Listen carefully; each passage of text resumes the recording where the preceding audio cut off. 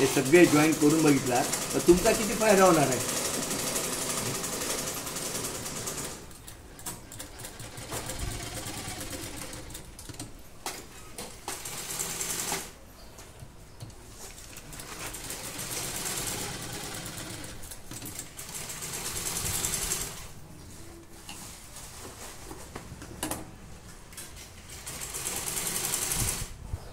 समजलं. हां, जेव्हा तुम्ही पायपिंग करता ना असा असा गाठ दिसत नाही, हे इकडे आणि हे इकडे जातं, म्हणून पायपिंग फिनिशिंग चांगली येते.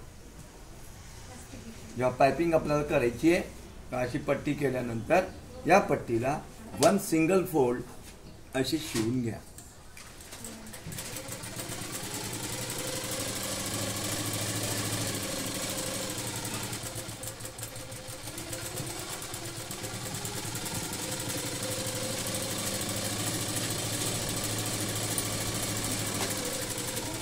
आता समजा एक पीस आहे, हा लाल आहे, हा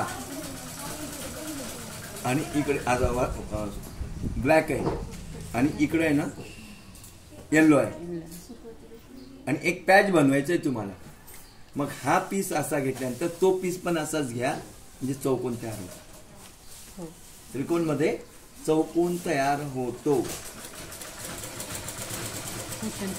हा हा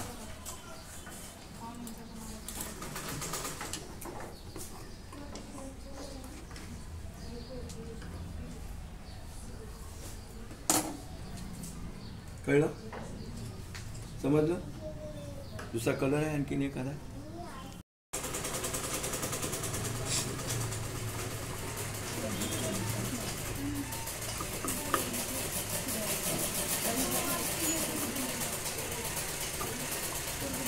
बघा इकडे बघा,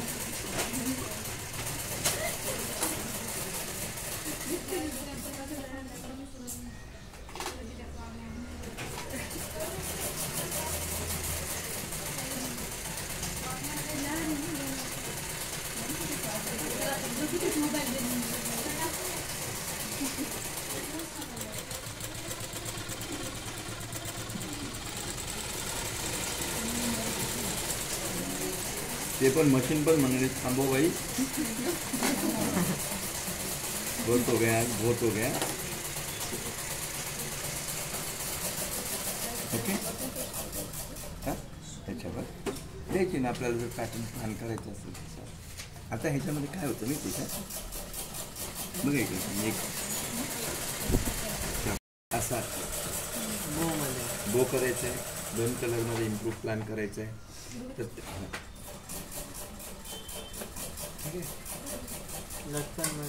याच्यामध्ये तुम्हाला काही प्लॅन करता येतं. हा हा प्रत्येक पॅटर्न डिझायनिंगमध्ये कामाला येऊ शकतो.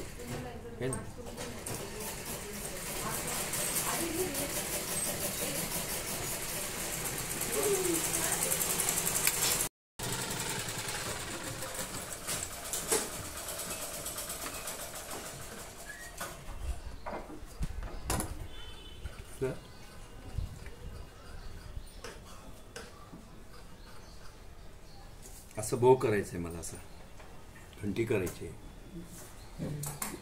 आणि याला मध्ये नॉट लावायचं आहे. 2 कलर मला प्रेझेंटेशन करायचे, समजलं. आणि हलकस ह्याला शेप द्यायचं. लक्षात आलं. इम्पॉर्टंट ऑफ जॉईंट्स आज बस एवढे थांबतो.